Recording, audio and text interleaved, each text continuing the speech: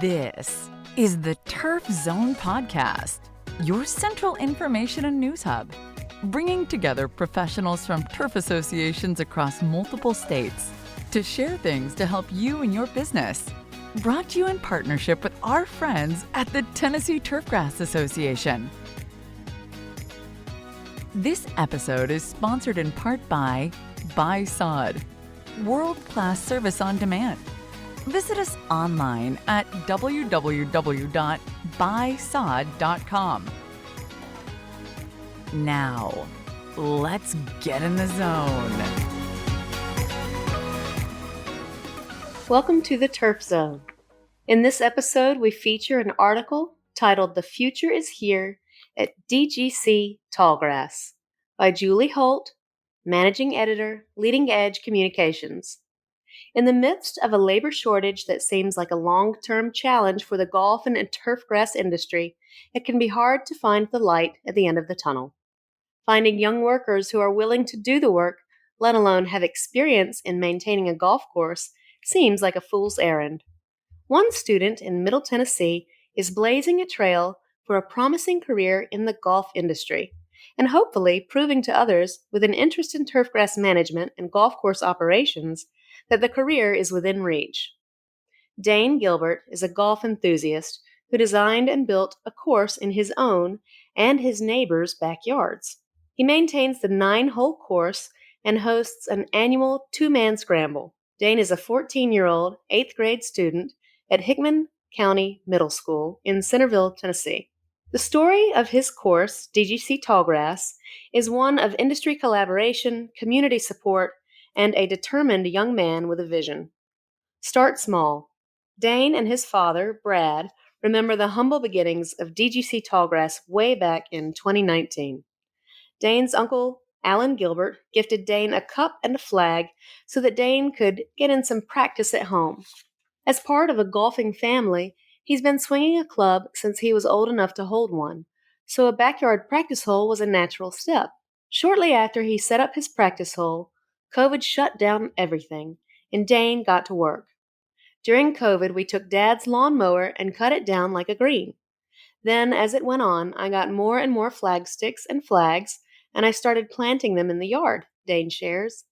Then I started designing the holes, and it just kept getting bigger and bigger. The neighbors saw what I was doing, and they offered for me to join their land so I could put holes there. In its current state, the course is made up of the Gilbert's property along with 3 neighbors. I can't say enough how much the neighbors have been generous to let him do what he does on their land. I think they just enjoy watching him do it, Brad says. Dane explains how he determined the initial design of the course. I just took a wedge around the yard and tested different areas as a tee box. I had to see if it had grass first, so if there was an area that had grass and could somewhat hit the green, that would probably be a hole.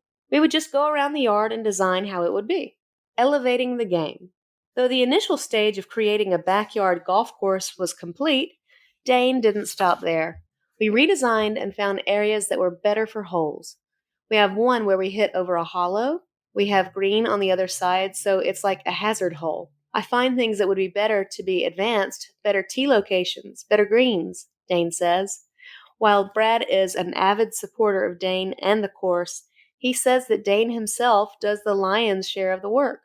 Sometimes he'll get my opinion when he wants to redesign a hole, and I'll just tell him as a golfer what I think a good shot is. He's good about taking input about that, then he makes it his own. Every now and then he asks me to cut some limbs or assist with things like that, but he really does 95% of this on his own. Along with designing and building, a course comes with a serious amount of maintenance. Dane has been the beneficiary of a wealth of knowledge, not to mention tools and equipment from golf course professionals. How does an 8th grader acquire the tools of the trade? Dane says a family friend, Jim Heron, gifted us an old greens mower, and my uncle helped me fix it up. It's an old Toro. We've got 2 cup cutters and a lot of cups that are old that were gifted. We have regular lawn mowers and weed eaters. I have a ton of flag sticks. My cousin who used to work at the Grove gave me 54 flag sticks that he didn't want to use anymore. But the generosity of the turfgrass industry didn't just come through in the form of equipment. Dane has also had to learn how to use his equipment and to maintain his course. My uncle taught me how to mow greens, Dane shares. I used to go out to work with him and just watch and learn. My dad taught me how to mow, and I kept going from there. And don't forget the perpetual information source for our Gen Z future turfgrass professionals. According to his parents, he has done so much online research on different types of grasses and other turf subjects. We've asked him before how he knew something, and he says, YouTube. Paying it forward. As part of the Hickman County Middle School golf team, Dane has found a way to give back to his teammates and community. When he was in 6th grade, his middle school coach had the idea to have a scramble at his golf course to raise money, an event which has raised over $5,000 for the team in 3 years. Brad says once we had people coming to see what he's done and played on the course every year, he's worked hard to make it an even better experience. In its first year, the tournament hosted 15 two-man teams, and for the last 2 years, it has increased to 25 teams. Dane's sister, a member of the Freed-Hardeman University golf team, has played alongside her teammates in the tournament. The community support has been tremendous for this event as well. We have family and friends come over and help weed eat. Everybody just chips in, Brad says. It's really neat what happens. Then we just have some people come by just to walk around and see the tournament and watch, and they make donations. Charlie at Greystone Golf Club has been really good.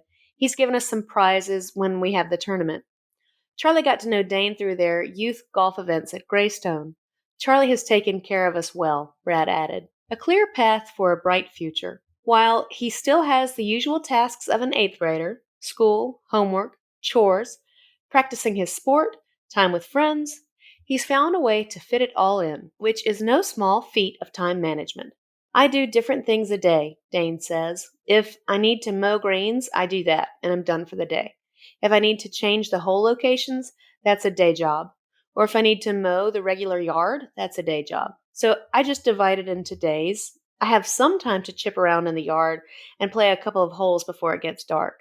With this strong foundation and experience under his belt, Dane has a head start on his goals. He hopes to pursue a golf career in the future. But if that never works out, I always have this as my backup. I can get my turf degree, and this is probably something I'll do in the future. The ingenuity, work ethic, and dedication needed to be successful in any industry usually takes years to develop.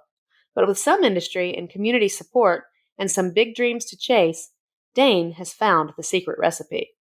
There's no doubt that this outstanding young man has a great career ahead, whether he's playing or maintaining golf courses. We asked Dane what his advice would be for others his age who have an interest in golf or turfgrass management, and he offered some age-old wisdom we can all take to heart. Keep working at it. In the summer, it'll get dry and start dying, and you just want to not do it anymore. But just keep working at it. Over the years that you keep mowing, it just keeps getting better and better. You can follow Dane and DGC Tallgrass on Twitter at DGC Tallgrass. For all resources associated with this article, check out our show notes. Don't miss an episode. Subscribe on Apple Podcasts, Spotify, or wherever you get your podcasts. You can also visit us at theturfzone.com. You've been listening to The Turf Zone. Thank you to our sponsors, including Buy Sod, world-class service on demand. Visit us online at www.buysod.com. For more episodes of The Turf Zone, visit theturfzone.com and subscribe on Apple Podcast, Stitcher, or your favorite podcast app.